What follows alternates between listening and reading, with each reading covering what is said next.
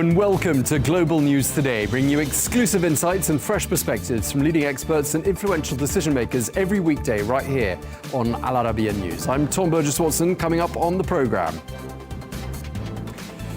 Russia claims its forces have shot down 8 ballistic missiles launched by Ukraine during the past 24 hours. That's according to state media. Meanwhile, a far-right NATO critic who wants to end support for Ukraine has won the most votes in a shock election result in Romania. It's been 18 years since the poisoning of Alexander Litvinenko, a former Russian spy who, on his deathbed, accused President Vladimir Putin of orchestrating the attack against him. Today, his wife, Marina Litvinenko, joins us on the show from London. The selection process for US President-elect Donald Trump's top team is now complete, with a few surprises in the mix. And reports suggest that Israel has tentatively agreed to a US-brokered ceasefire with Hezbollah, but key issues remain. Well, Israel's National Security Minister Itamar Ben-Gvir is warning that a Lebanon ceasefire would be, quote, a big mistake.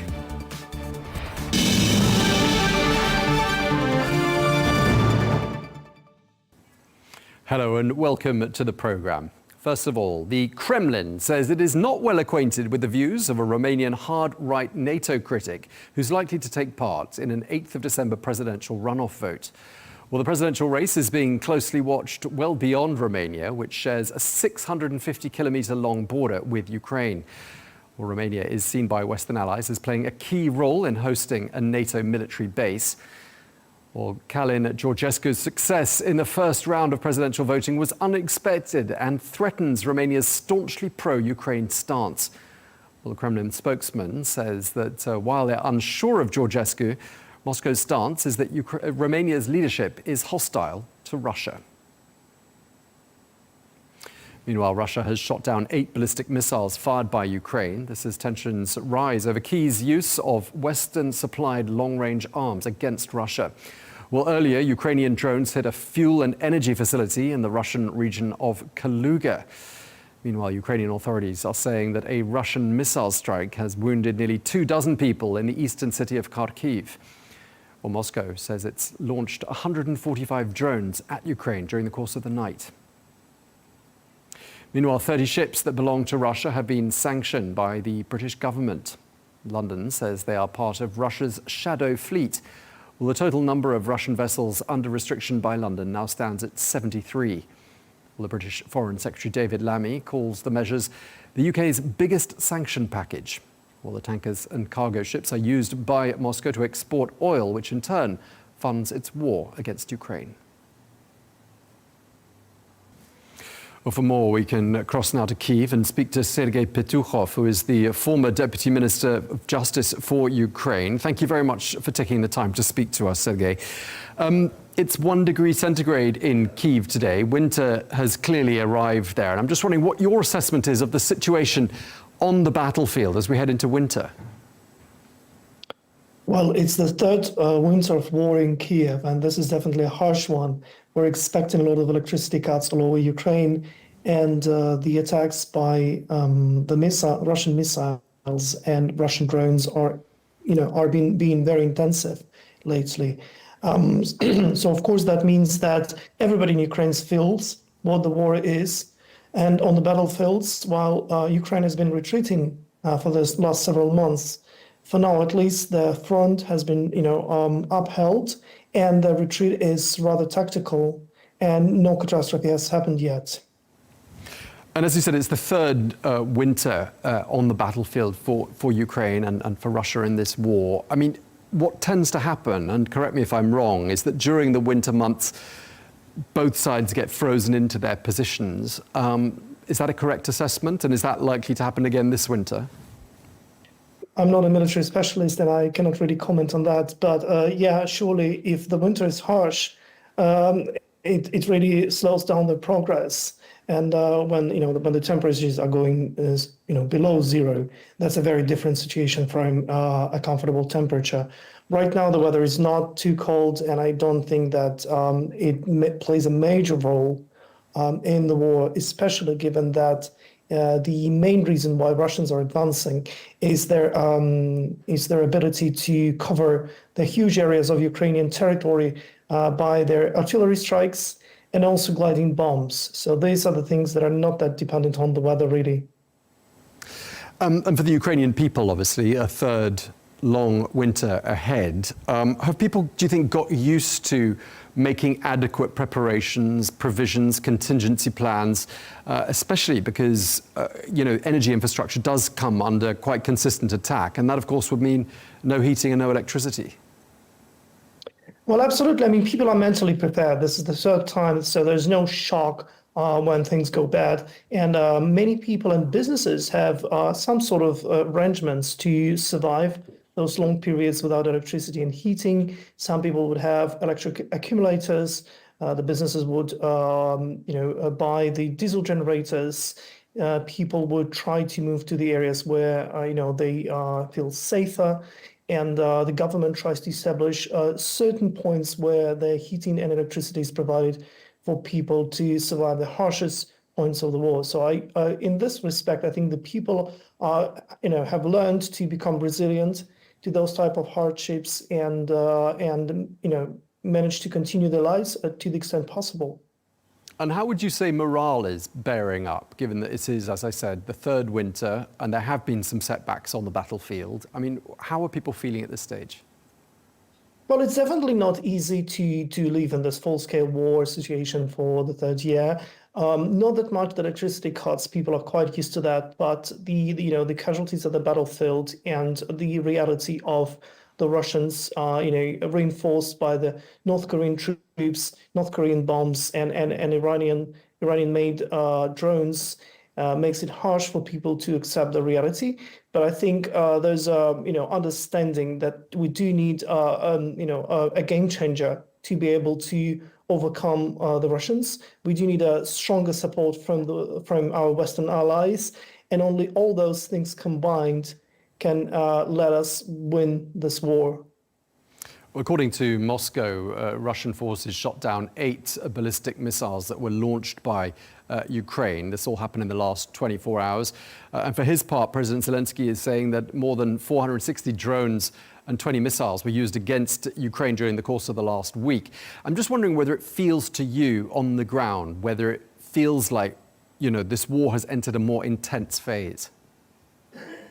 It definitely has, and I think that the decision of United States, United Kingdom, and France to allow Ukraine to use its missiles, against the military infrastructure of Russia within Russia is new development, something that we've been pleading for a long time, and something that can give us some sort of upper hand in stopping those advances. I do believe that the Putin will not negotiate out of this weaker position. He will always try to have the upper hand, and in order to make him sit at the table of negotiations, Ukraine needs to have certain trumps in its head. So one thing is the Kursk region that is being occupied by Ukraine.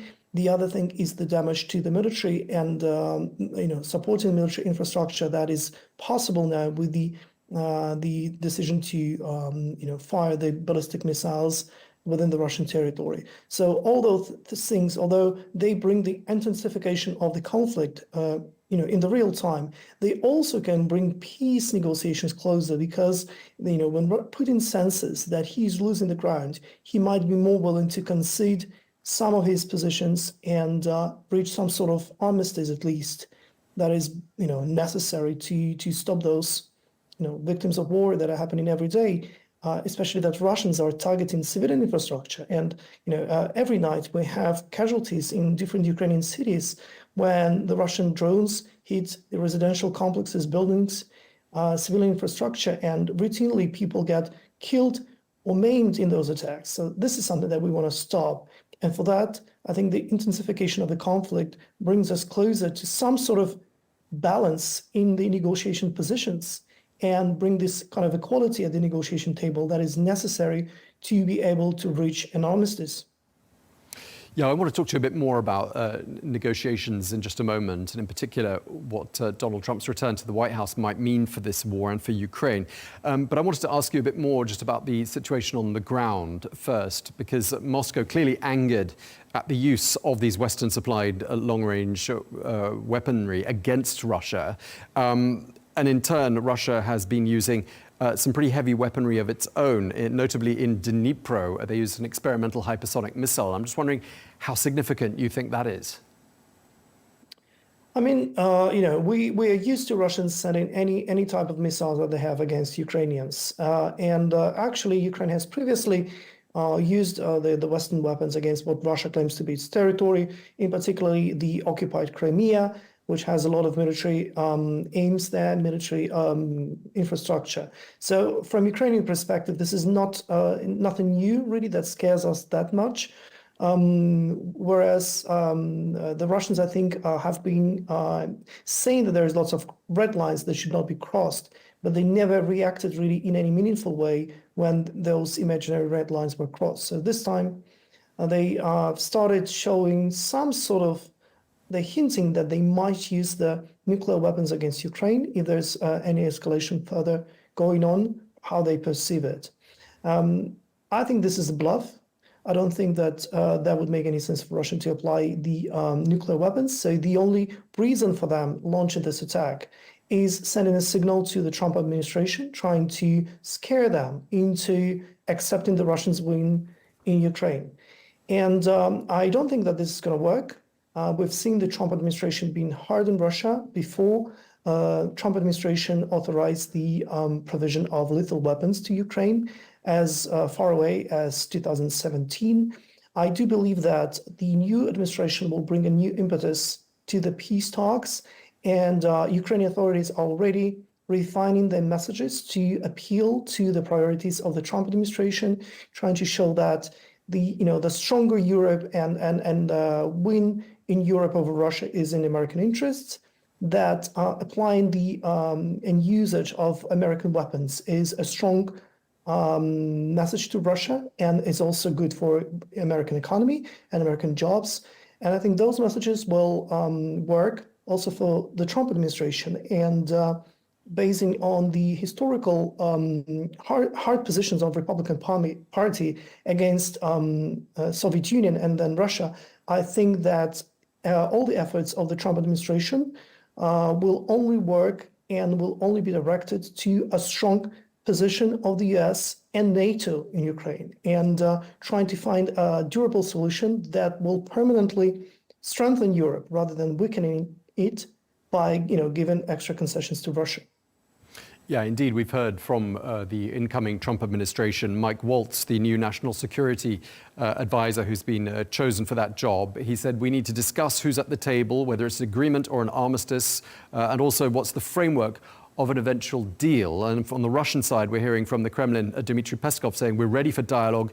And I'm just wondering whether you think Kyiv is really ready and willing to engage in dialogue at this stage. I think so, and the President Zelensky has signaled that repeatedly in his interviews to different medias.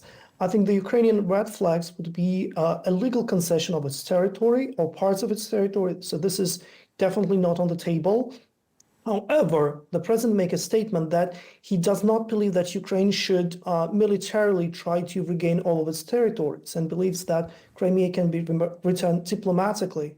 So what that means, there's a ground for some sort of armistice, which would recognize the situation on the ground to a certain extent and freeze the conflict by giving, the security guarantees to Ukraine and possibly providing some sort of enforcement mechanism on this contact line. If that is something that is, will be crystallized in the minds in Moscow and Washington, then I think this kind of agreement has a good chance of being accepted by Ukrainians. After all, it's not just the president of Ukraine that decides. Given the extent how Ukrainians suffered in this war, any agreement or armistice will have to be accepted by Ukrainian society. So the Ukrainian society will be the judge of whether this agreement will work for Ukrainians. And I think with sort of serious security guarantees and stability, Ukrainians will be able to accept that as the reality that we're living in. Okay. I just want to ask you about one last thing before we leave you. Romania shares a 650-kilometer long border with Ukraine. And during the weekend, there was a surprise outcome in the first round of the presidential election. A pro-Russian independent by the name of Kalin Georgescu claimed the lead in round one, looking likely to be on track to be Romania's next president. And I'm just wondering whether you think that puts Romania's support for your country, and I gather it's been significant support, in jeopardy. I will not speculate at the outcome of the elections until they are official, but in any case, Romania is the NATO member state. Romania has fundamentally interests that are different from the ones of the Russians. Russia and Soviet Union at its time occupied part of Romania and made it a Soviet Republic of Moldova.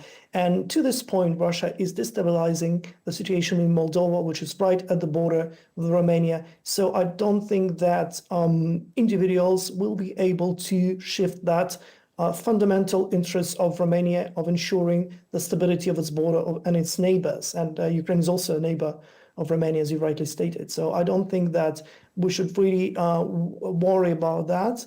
Romania has been, a good NATO ally, has been always performing its obligations, has supported Ukraine unequivocally, both in terms of political support, but also militarily. Romania is the place where the Ukrainian pilots are trained to use the Western aircrafts. So I don't think that any outcome of the elections will change that, because it is in the fundamental interests of Romania to have a strong Ukraine, a stable Moldova at its borders, and a strong NATO alliance. Okay, we're going to leave it there. Thank you so much for speaking to us, Sergiy Petukhov. Thank you very much for your time today. Thank you.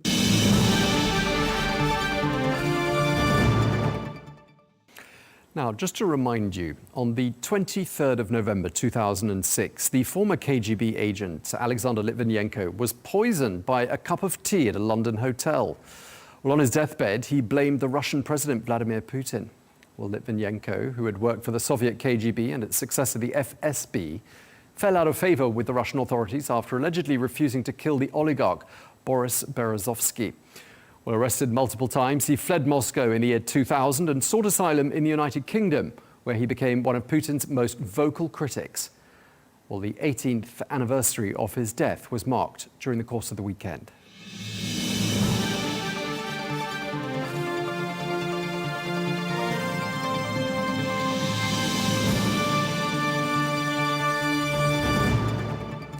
Well, we can cross now to London and speak to Marina Litvinenko, the widow of Alexander Litvinenko, who was killed almost exactly 18 years ago. Thank you so much for joining us. It's been 18 years since your husband was killed. Just tell us, first of all, how did you mark that anniversary? You said it's 18 years since my husband was killed here in London, and I think it was mostly one of the first serious attack outside of Russia and killing enemies or oppositioner of Putin. But now in 18 years, we have more and more people who've been killed or died because they've been against of Vladimir Putin. This was a very quiet day for two of us, for me and for our son, Anatoly. And we went to cemetery and just tried to remember my husband and his father as a very good man. And I can't believe it's soon almost 20 years since he died. Indeed, it doesn't feel like so very long ago that we were covering that story in the media. Of course, you live in London and you continue to speak out against President Vladimir Putin, whom your husband blamed for his death before he actually died from his poisoning. Just tell us a little bit about the sort of activities and the kind of activism you're engaged in. It was even not activism. I think it was my right to understand who killed my husband. And it was not possible to bring this case to the proper court because people who was named as a first suspect were in Russia. And Putin immediately refused to extradite them to UK. And of course, they didn't want to go themselves. And only way was to bring this case to inquest or to public inquiry. And it did happen in 10 years after my husband, Alexander Litvinenko, was killed in 2015. And only in 2016, we had a verdict. It means all these 10 years, I didn't feel myself as an activist, but as a person who fight the truth and to understand how president of a big country as Russia might be a criminal. He was pointed in a public inquiry report. He was not named as a person who killed my husband, but he's definitely responsible for my husband's death and for use of radioactive material, polonium-210. And it's not a proper, maybe, verdict, but one day after what Putin done during this almost 25 years being as a head of Russia, this will be one part of this huge case against Vladimir Putin. And before he was poisoned, your husband said that Putin will start a war, millions of people will die, he said.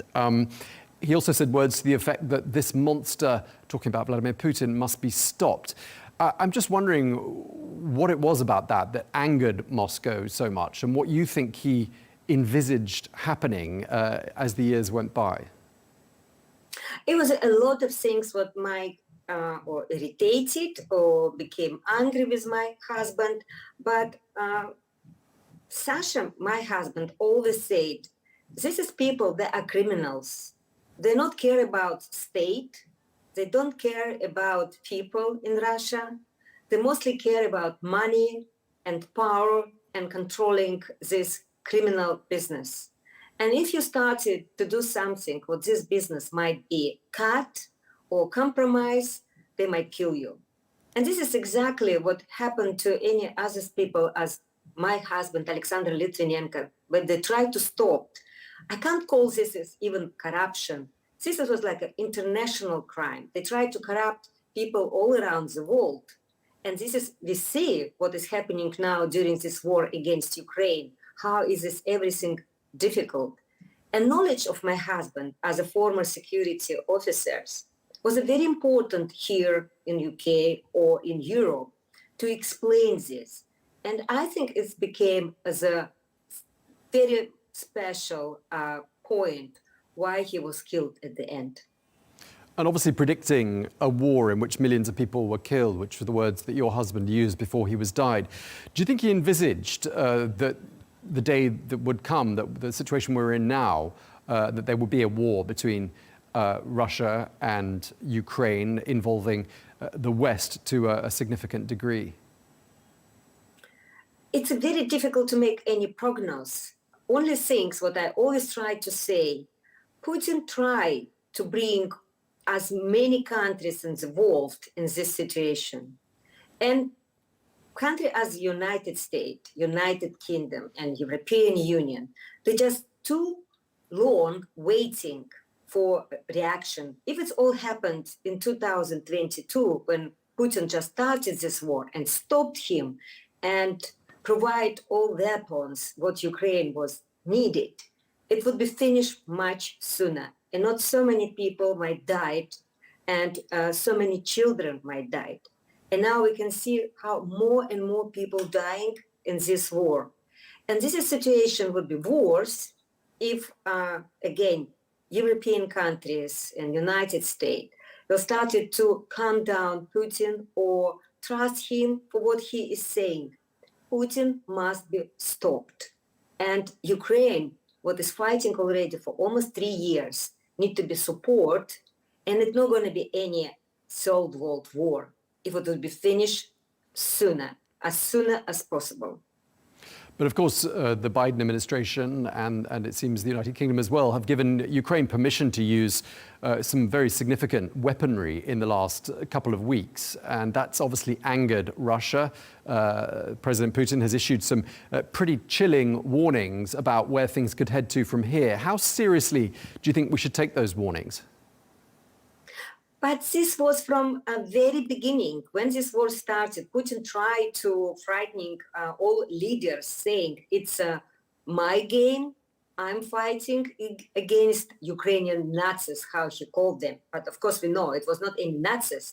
And he already said you might use nuclear weapon because we already developed a lot of new missiles, but it never happened. Even after Ukrainian army just went to Russian territory and now almost 3 months staying in this part of Russia. And this has never happened.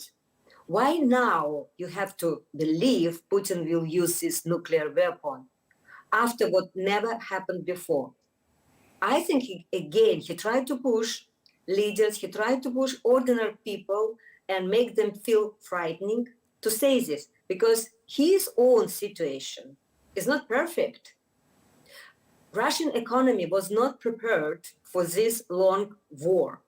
They might do this for a few months, maybe for 1 year, but even they try to change economy to military type, again, it doesn't work properly. Why they always need a new people or soldiers from, now we know, from North Korea, some of them from Africa, because they don't have enough people in a front line first, and they don't have enough people working in the factories. And this is a real situation of Russia.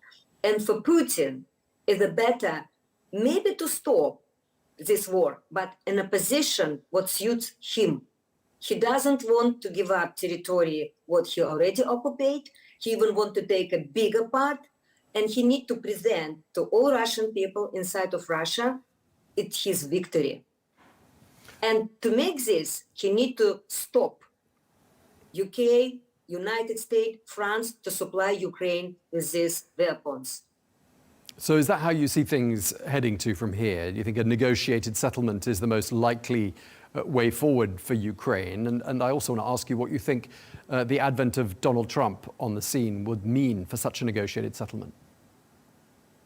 Again, I would be the last person who will try to predict what Donald Trump will do, because it's, of course, his decision might be a last, but it's every time depending to his advisors. And we need to see who's around him and what kind of advice he might receive. And he obviously less politician, but more businessman. And he will calculate what's a way would be a more profited for him. And this is all my answers for now. We don't know what situation might be preferent for Donald Trump. You've said that President Putin wants to sow fear and disunity amongst Ukraine's allies. How much success do you think he's having in this regard? Again, from very beginning, it was not real allies. It was not real consolidation of countries against this war. And this is what was not happened. This was supposed to be finished just in a few months after this all consolidation. This is always calculation. How long Ukraine will survive, or Putin will use nuclear weapon or not. And this is always delayed. But this is exactly what Putin wanted. It's his always strategy to make people or countries to be against each other, not doing work together. And now, actually, we have another very serious situation. We can call this like a proxy war. And he used some, of course, not Putin personal, but the system tried to use a different type of destabilization in the different countries. No, for example, today morning, we have an aircraft in Lithuania, in the Baltic countries, collapse. This was business jet, DHL.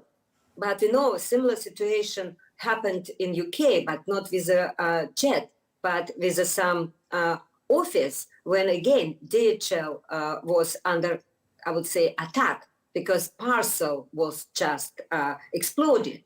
And we still don't know what happened with this jet, with DHL in Vilnius. And this is all strategy, what Putin's system tried to use against civilization, to feel people insecure, unsafe. And what I say, consolidation and union of this country against Putin as evil. I don't have another word about him, how he all doing now against all world, just to stop. Yeah, and of course we've had the head of MI5 in the United Kingdom, the domestic intelligence agency, saying that Putin's henchmen, he says, want to cause chaos on the streets of the UK and of Europe. I mean, do you think that's something that can and will really happen? No, it did happen, and we have some already result and hackers attack and some Russian hackers behind of this. What I said happened to DHL, and even hooligans. They might be locals, but they would be used by this Russian security service to destabilize this situation. Even provocative involvement to different meetings of protest. Again, this might be some trace of Russian security service. And this is, we allowed to do this. It's like an illness. If you don't have a very strong treatment, immediate, maybe very, again, what I say, strong, illness will not finish. Everything what we're doing, we just a small portion, but not enough to treat this illness. Because Putin is a real illness. Because what I see now, it's like a metastase. If you don't treat cancer properly, you have a metastase in your whole body. And what he tried to do now. What is the state of the opposition in Russia today? Because, of course, Alexei Navalny died earlier this year. Is there anything left of the opposition? Alexei Navalny was definitely the most prominent and powerful oppositioner, but not alone. He was just the most, what I said, well-known. But opposition in Russia was destroyed many years ago. And we never, since beginning Putin in the power, we didn't have a proper opposition presenting in a parliament. This opposition might make any change. We can call this system opposition. Any other opposition was not system. They could go for protest in the streets. They might try to be elected to the local, to council or some parliaments of towns or cities, but not a bigger result opposition could achieve being in Russia. And particularly after war started in 2014, I would like to mention, with the Crimea invasion and all this activity in the east of Ukraine, Putin started to squeeze opposition more and more. And any change to do in Russia was not possible. Some people escaped, some people been arrested, some people been killed, as Alexei Navalny. This is what we all say about opposition. And now I believe any person who against the war, who disagree with what Putin is doing, it's opposition. And if you still be a normal and not supporting this war, you might be this power. And now it looks like to be Russian and save your normality. It means opposition now. The only other person in the world who probably understands the situation that you've been through, the pain you've been through, the only other parallel I can think of is Yulia Navalnaya, the widow of Alexei Navalny. And I'm just wondering whether you've maintained contact with her and whether you see her having a role going forward and really carrying on the work of her husband. This is a lot of similarity and difference. Of course, I feel so sorry for Yulia Navalny, who was very supportive to her husband, but I don't think she ever expected to be a leader of opposition. I still don't know if it's her choice or she could not say no to all supporters of Alexei Navalny. But it means she's very brave, because it's not so long since Alexei Navalny died, and her decision was almost immediate to start this new position. And again, for what I could say, it's just I wish her success and if she would be able to consolidate people around her. But again, I don't think we all need to find any leader. You have to keep these all right things inside of you and doing even little things, but what might change something in the future. But for young people, maybe it's very important to consolidate around somebody. If there's any activities, as for example, was a march of peace in Berlin and on 17th of November, again, is good. If people might find somebody who is a similar or believes to similar things, it's okay, it's good, it's right. Okay, well, I'm afraid we're going to have to leave it there because we're out of time, but I really want to thank you very much indeed for taking the time to speak to us, Marina Litvinenko. Thank you. Mm-hmm. Thank you.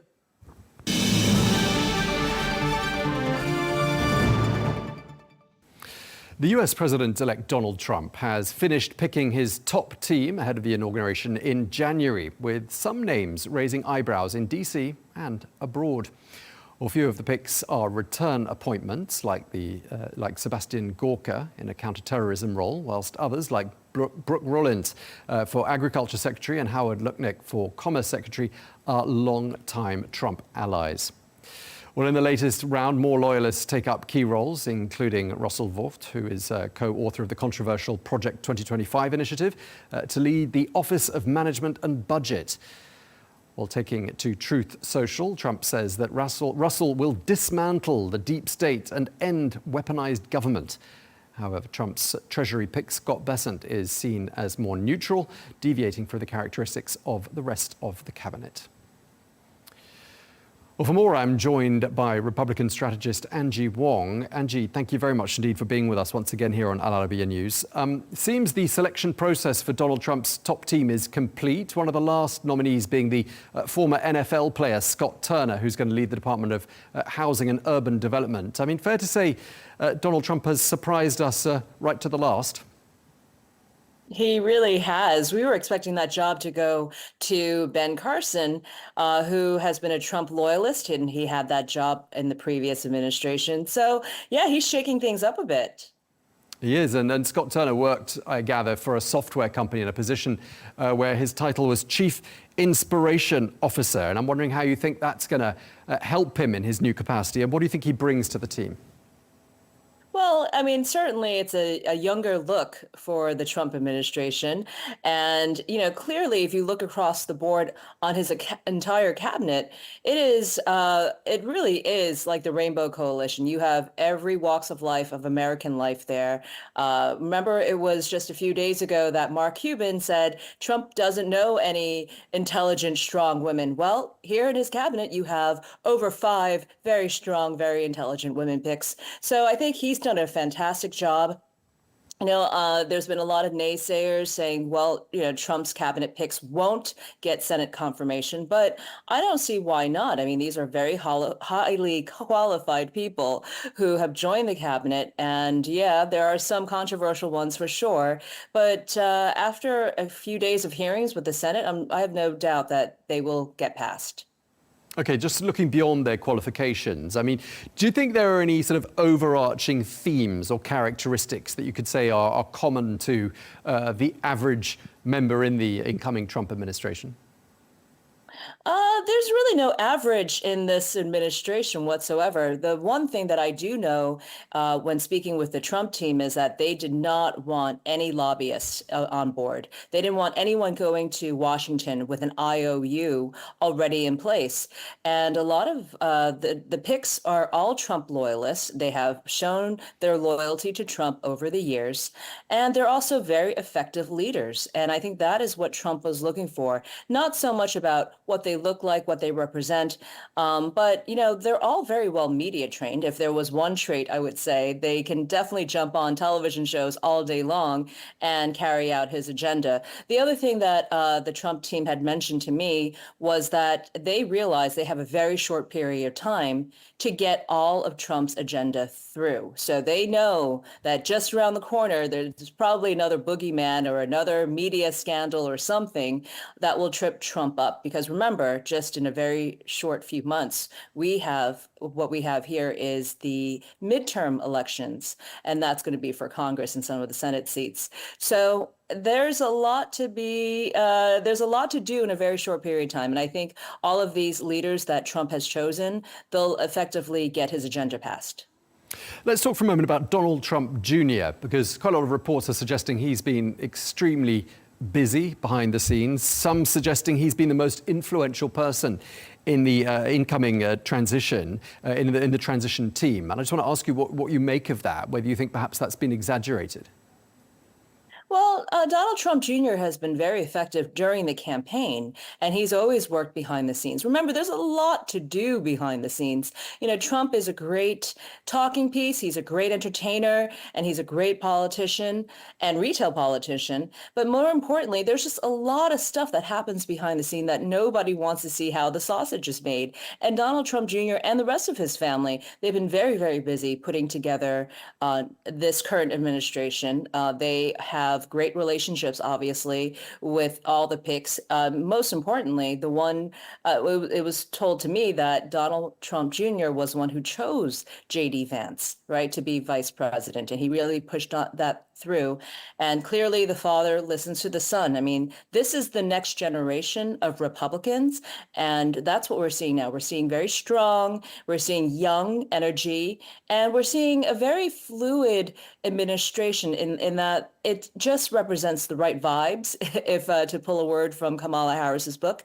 And I think that is exactly what we're going to get. We're going to get a lot of positive energy going forward. Yeah, and of course, there must be an element of thinking forward to 2028 as well. And maybe I'm getting carried away with this, but Donald Trump is going to be 82 years old in 2028, the next time the US goes to the polls. And I'm wondering whether you think it's going to have a Trump ticket on it in the form of Donald Trump Jr. Possibly. I mean, 2028 is too far away. We know that J.D. Vance is going to make a run of it, but we'll see who's jumping in. I'm hearing even rumors that AOC, that's Alexandra Ocasio-Cortez, she's thinking about jumping in. She's the radical congresswoman from Queens, New York. So it all depends on who's on the ticket. It doesn't look likely that Donald Trump Sr. is going on because he's already had his 2 terms, unless, you know, things dramatically changes in Congress. I don't know if Donald Trump Jr. has any aspirations to be president. I think he really does enjoy being the kingmaker. And I think he really enjoys working with everyone that he's assembled. I mean, there is something to be said that this is Donald Trump Jr.'s team. This is his A-team. You mentioned loyalty a little bit earlier on, and the fact that many of those who've been chosen are labelled as loyalists. During the weekend, we heard the former President Bill Clinton telling MSNBC that Trump was all about loyalty. He says he's interested in people who are loyal to him 100% of the time, no matter what the issue, no matter what the facts are, no matter who gets hurt. Do you think that's a little bit harsh?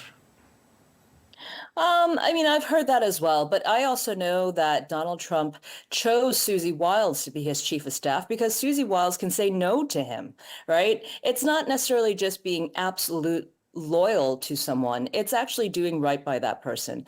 And I think that he does surround him. He knows who the yes people are around him.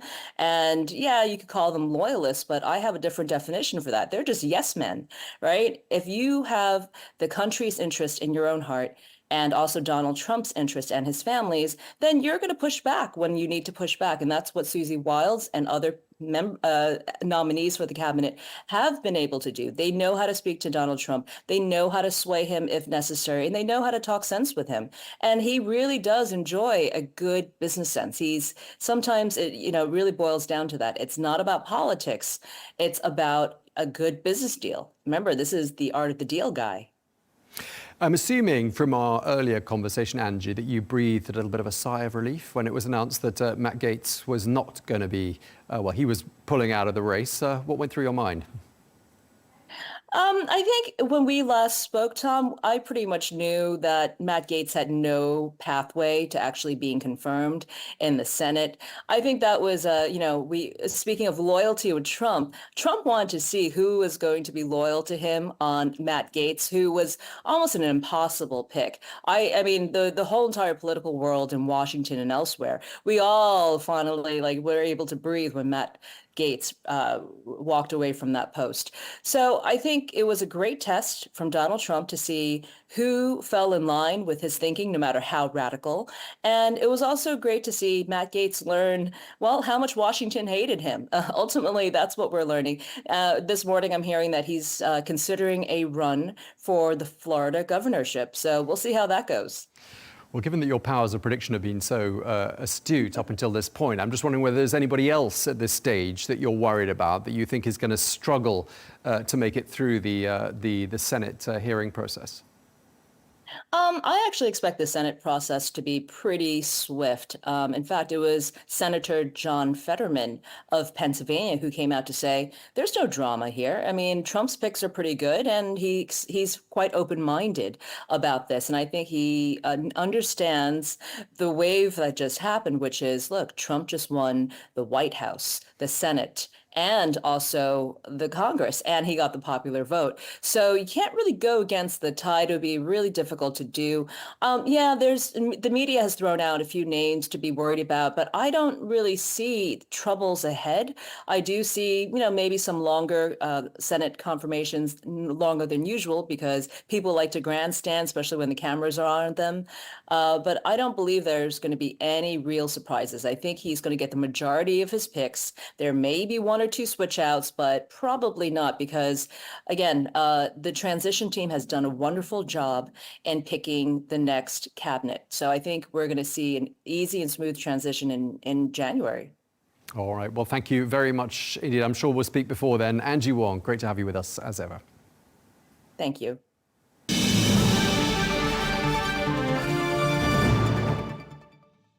Now, it's been a week since the US Special Envoy Amos Hochstein said that a truce in Lebanon was, quote, within reach. So what is the latest?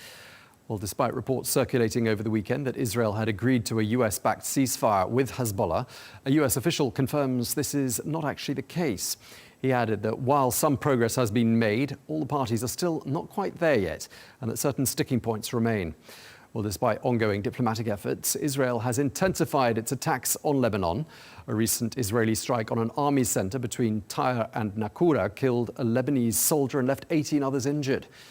Meanwhile, Lebanon has condemned today's attack on a UNIFIL base in the south of the country, which left 4 Italian peacekeepers with minor injuries. Well, for more on this, we can cross to Lebanon and speak to Michel, who is the Secretary General of the Lebanese political party, the National Bloc. Thank you very much indeed for joining us once again. I just want to start by asking about these reports that Israel is moving towards a ceasefire deal with Hezbollah. I want to ask you how hopeful you are about this and when we might see a result. Thank you so much for having me first, Tom. Look, the reports seem to be quite serious, much more serious than the first 2 times where it was not really clear whether there would be a ceasefire, in the sense that we've had already attempts to reach a ceasefire late September and then again late October, but it didn't seem really serious. This time, it seems like it's much more advanced.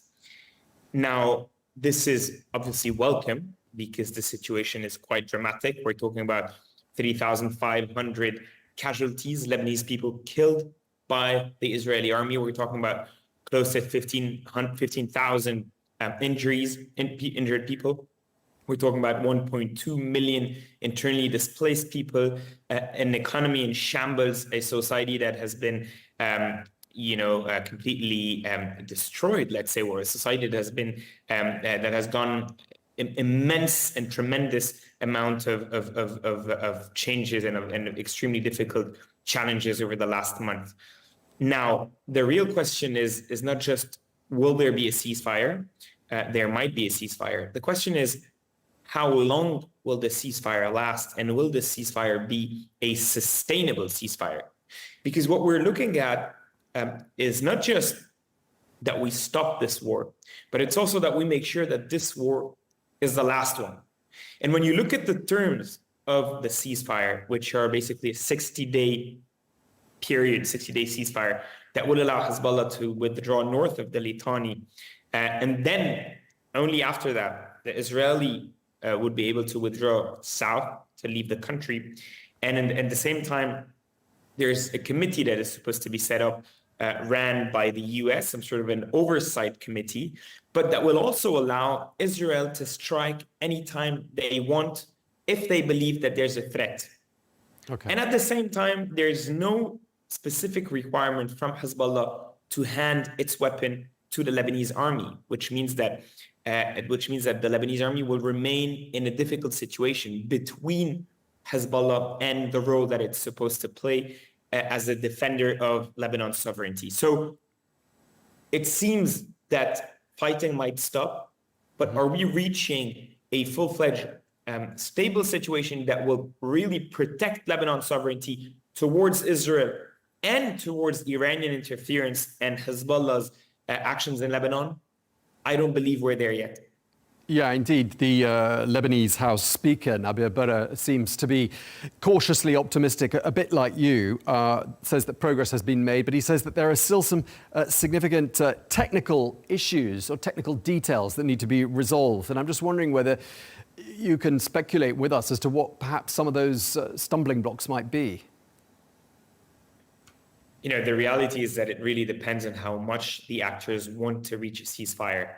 And I believe that on the Israeli side, specifically, the willingness to reach a ceasefire is quite limited, at least until now.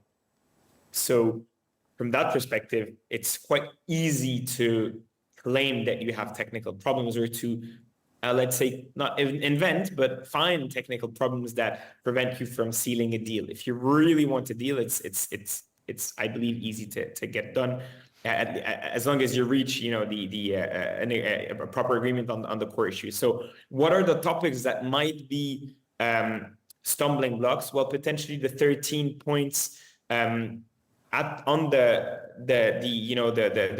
blue line, which is the Lebanon southern border. There are 13 points that are undecided since actually decades. And those 13 points need to be agreed upon. It seems that there is no agreement on those.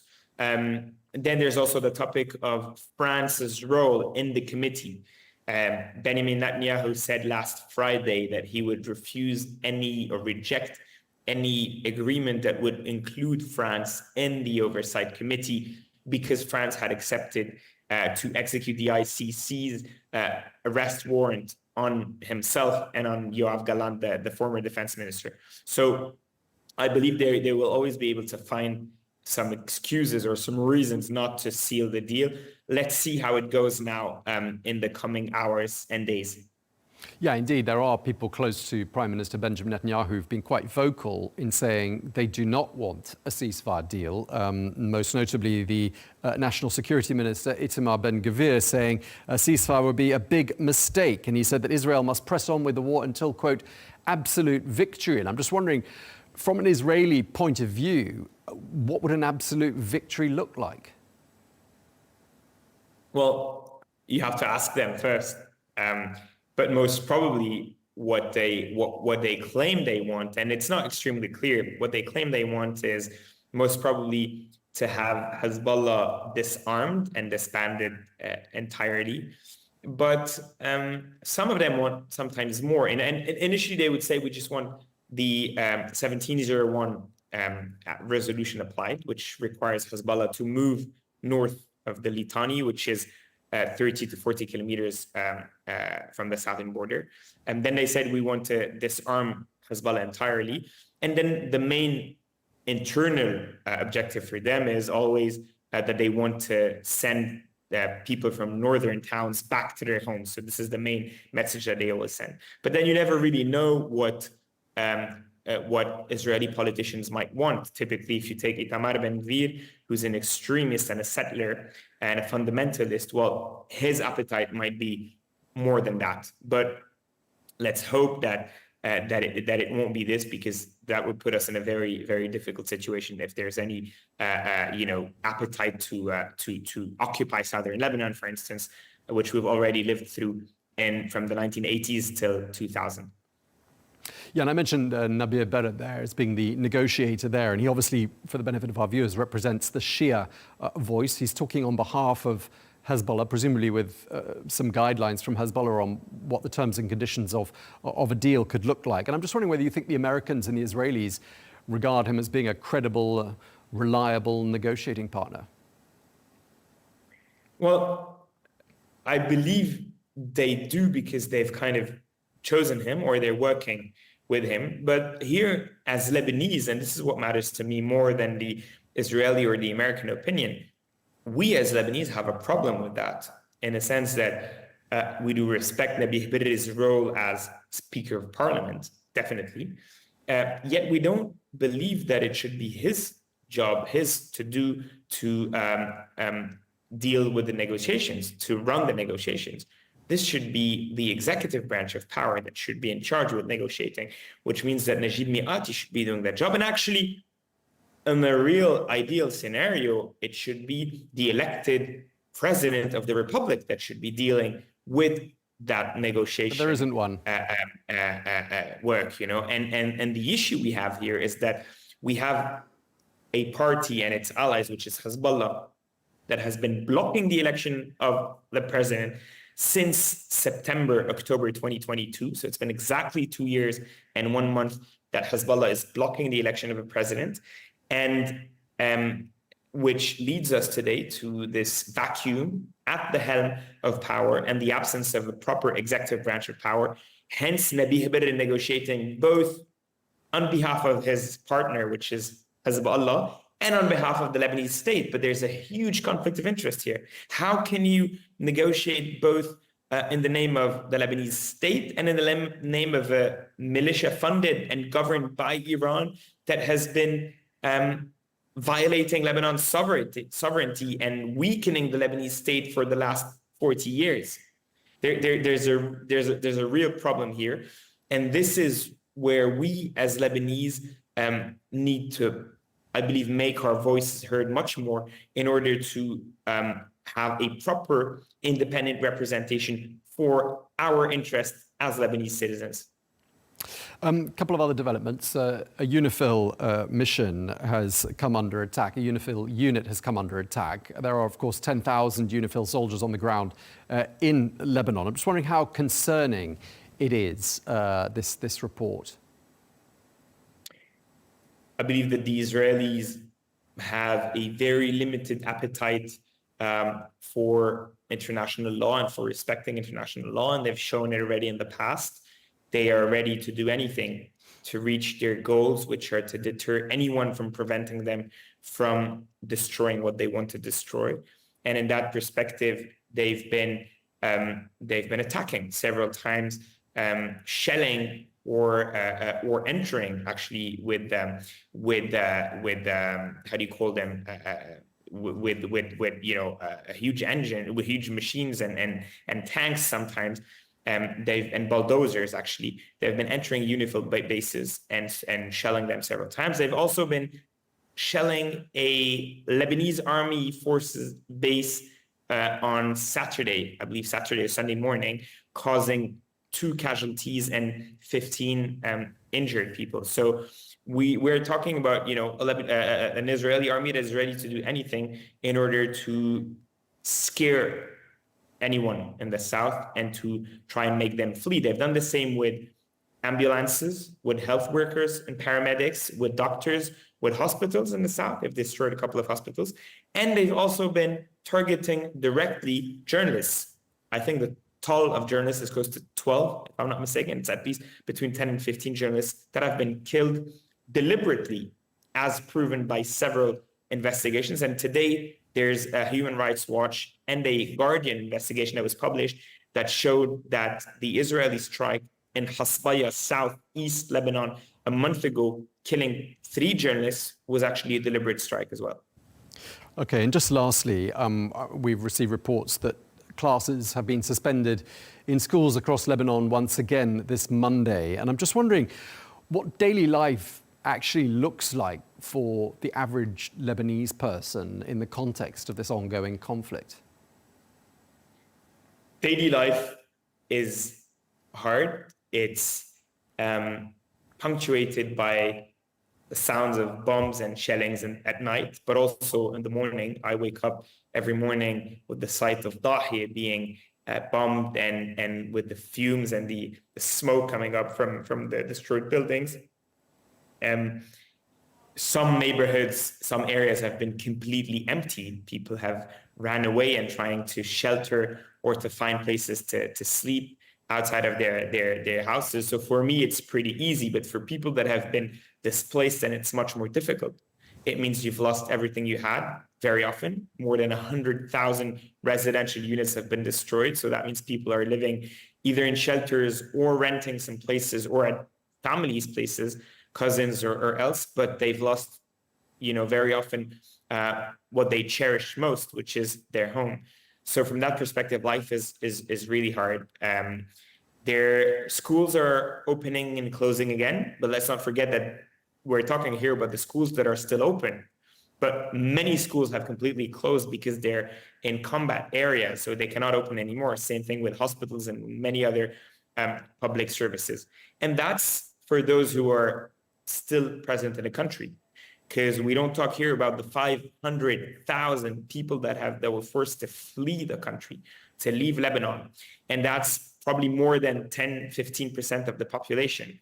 Now, some of them are Syrian refugees, but still, it is still a very important part of the population that has also been emigrating. And this is what scares me a lot, which is to know with whom we will rebuild the country, who will remain after this war. Because the longer the war lasts, the less people there will be in the country, and the more difficult it will be to rebuild. Okay, we're going to have to leave it there. Thank you very much for your time today. Michel, Helou, thank you. Thank you.